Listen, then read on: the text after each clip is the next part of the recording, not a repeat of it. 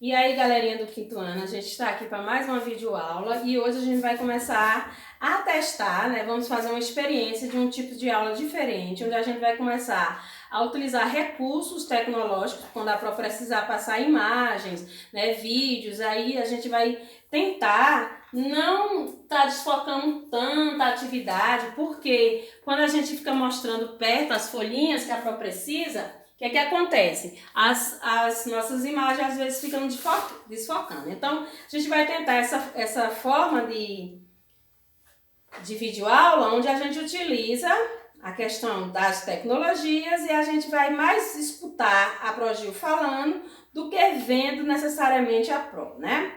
Então, hoje a gente vai começar a nossa atividade do jeito que a gente faz em todas as nossas outras aulas. Vai todo mundo aí pegar o caderno de história para fazer a correção da atividade que a gente levou para casa, falando sobre a questão da religião e o poder dos faraós. Então, a Pro vai lendo aí a pergunta e vai dar a resposta para vocês. E aí vocês podem até marcar no texto também a resposta para colocar aí a resposta certinha. Então, vamos lá. O primeiro diz assim: cite o nome de alguns deuses cultuados pelos egípcios. Então, a gente tem um leque aí, né? Osíris, Ísis, Anubis e Sete. São todos deuses que os egípcios cultuavam.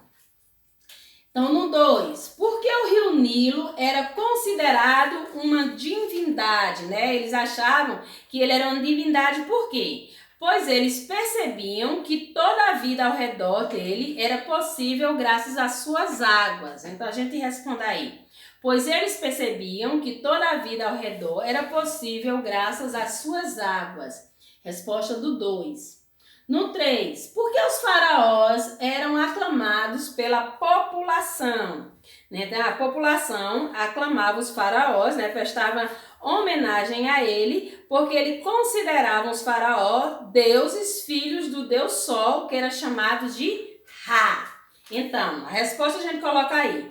Porque considerava eles deuses, filhos do deus Sol, a quem chamava de Ra.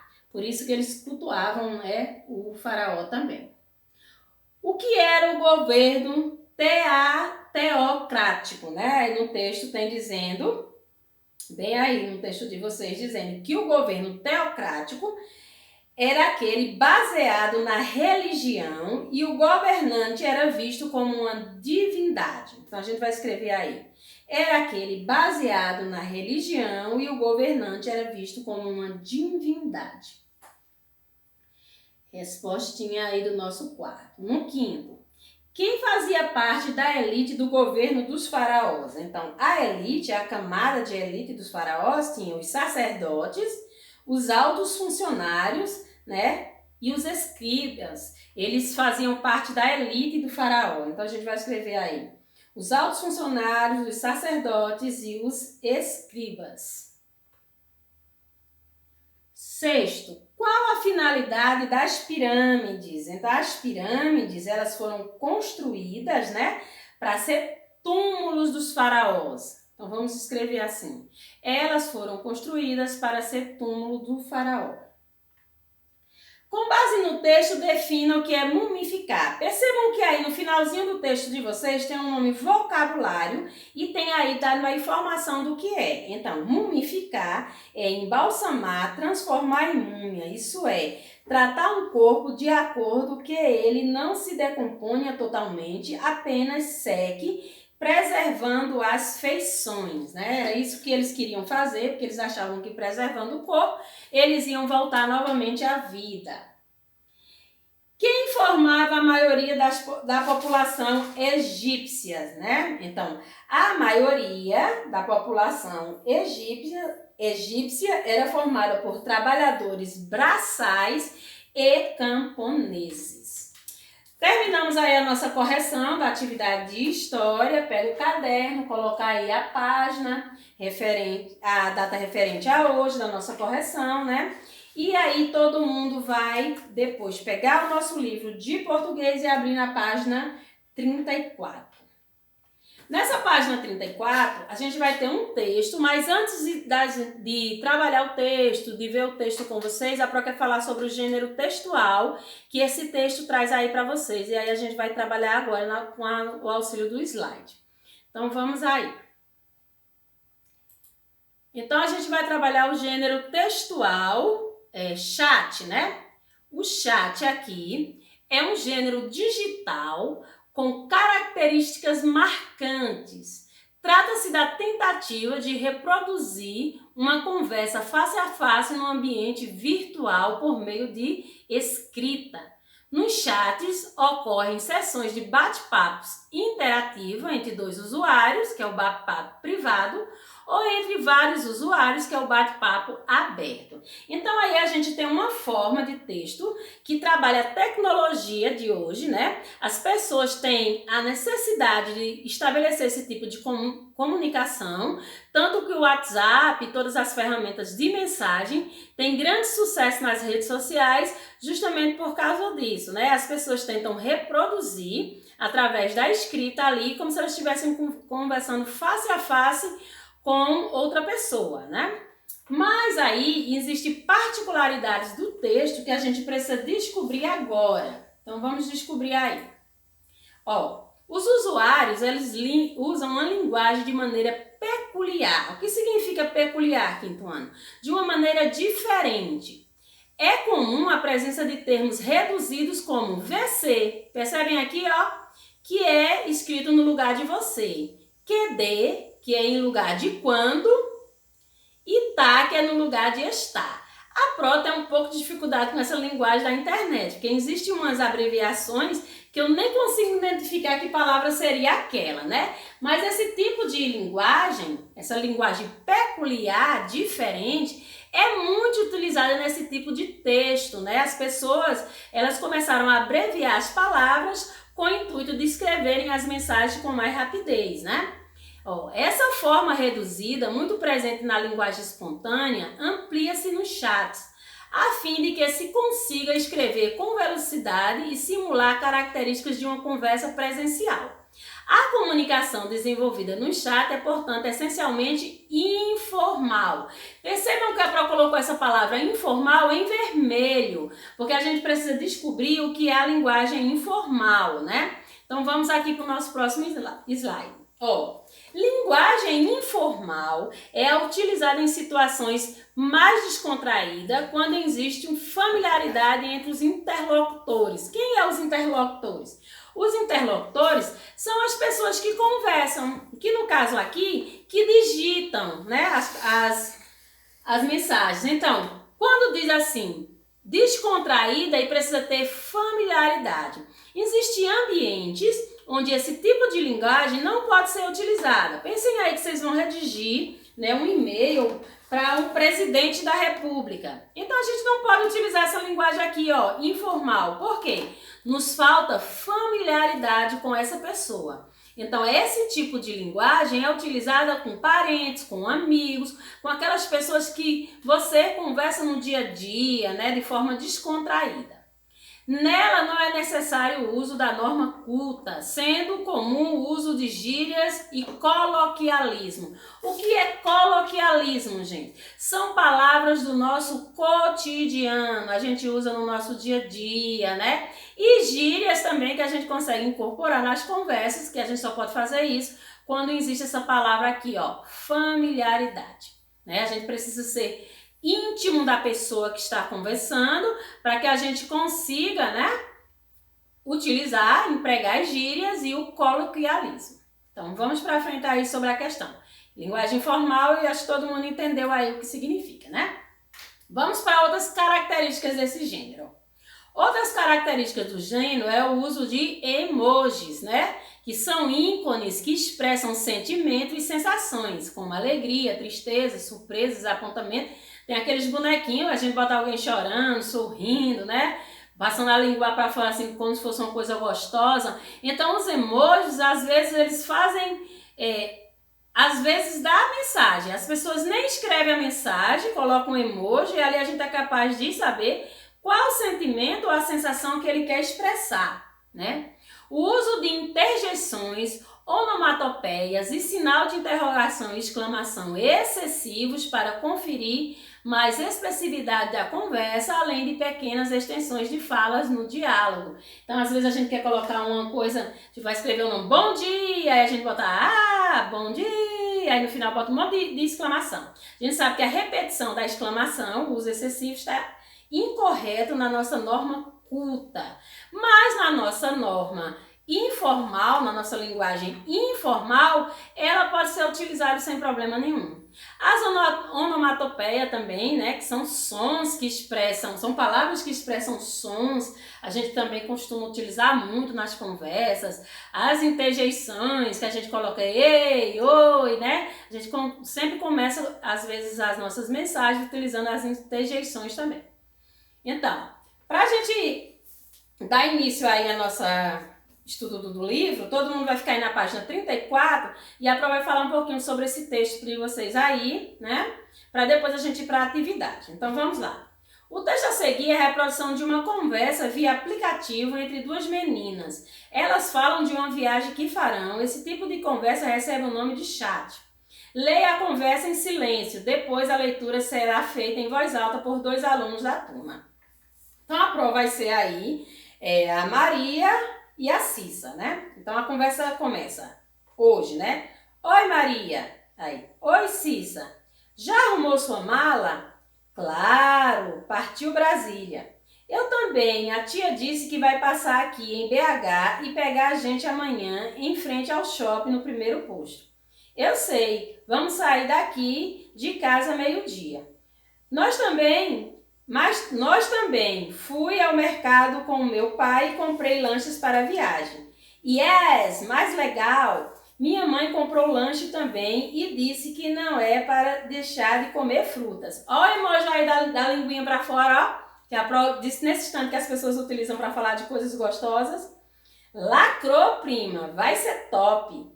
Uma amiga da minha sala disse que Brasília é tudo de bom. Nem tem morro lá. Diferente daqui de BH. Já tem outro emoji, o bichinho aí com uns olhinhos saindo lágrimas, né? É mesmo, já fui lá, a cidade é linda.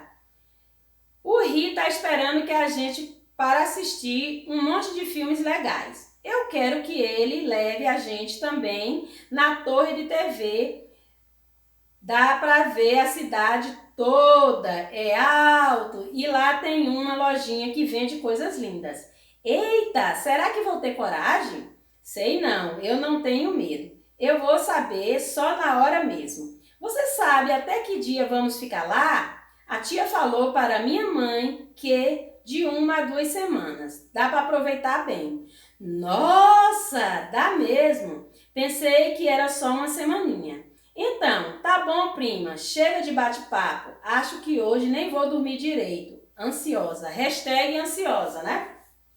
Eu também. Tomara que chegue amanhã logo. Tchau. Cissa, beijo. Beijos, Maria. E aí um monte de emoji. O que a gente pode perceber aí no texto que a Pro acabou de ler? A presença dos emojis, né, que são os ícones. A presença das interjeições. O uso excessivo das exclamações, né? Então, tudo isso que a gente acabou de descobrir como característica do gênero textual chat, a gente conseguiu visualizar no texto que a gente acabou de ver agora. Então, para casa, a gente vai desenvolver aí a atividade que está na página 35 e 36, todo referente a esse gênero textual que a gente acabou de estudar agora, né? Depois que vocês terminarem a atividade, vocês vão pausar o vídeo aí, faz logo a atividade referente à aula de português.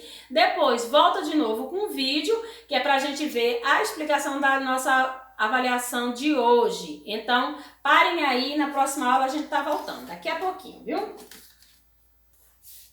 E aí, galerinha, voltamos aqui para a gente fazer, né, a explicação da nossa atividade avaliativa de história, não é isso? Então, vou começar com a leitura do texto para vocês e depois a explicação dos conteúdos. Então, vamos lá. A cultura material e imaterial representa 2 tipos de patrimônio cultural e que juntos constituem a cultura de determinado grupo. A cultura material é associada aos elementos materiais e, portanto, é formado por elementos palpáveis e concretos, por exemplo, obras e artes, igrejas. Já a cultura imaterial está relacionada com elementos espirituais ou abstratos, por exemplo, os saberes e os modos de fazer. Ambas possuem aspectos simbólicos, postos que carregam a herança cultural de um determinado povo, ao mesmo tempo que promovem sua identidade. Então, vamos aqui.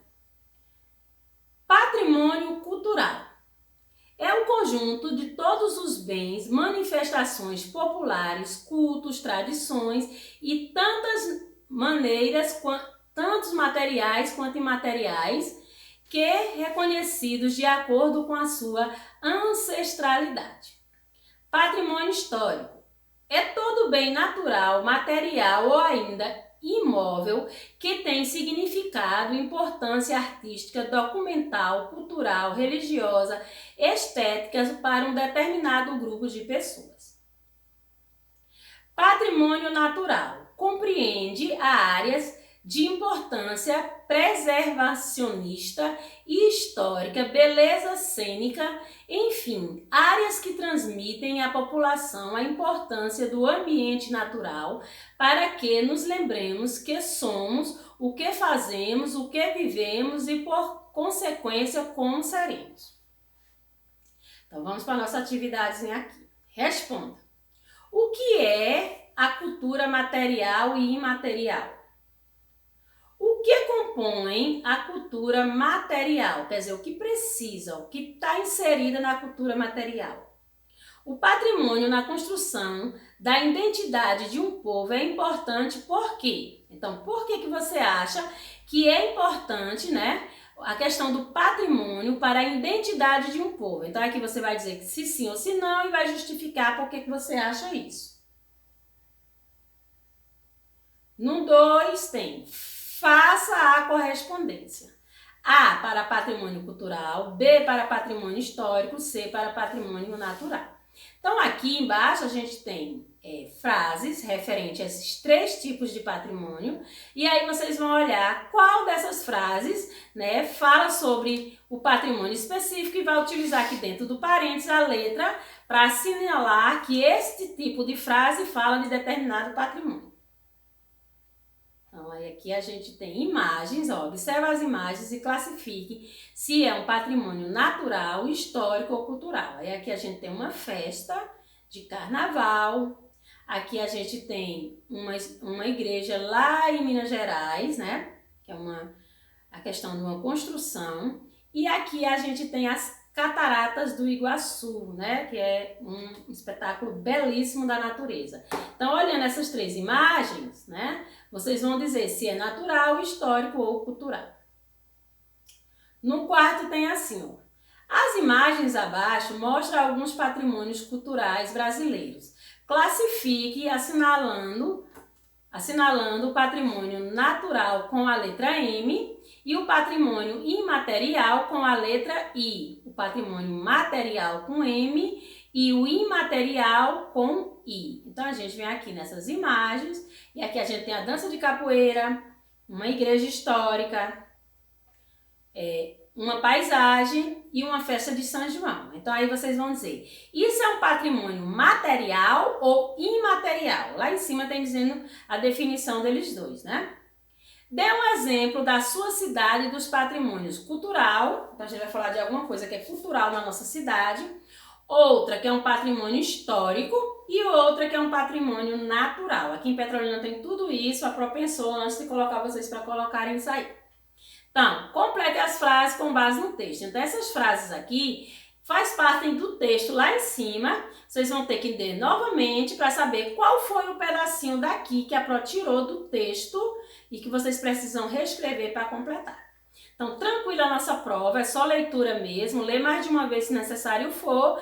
Na próxima aula a gente retorna do mesmo jeito, gente. Fazendo a correção da nossa atividade e explicando mais uma atividade avaliativa. Até lá!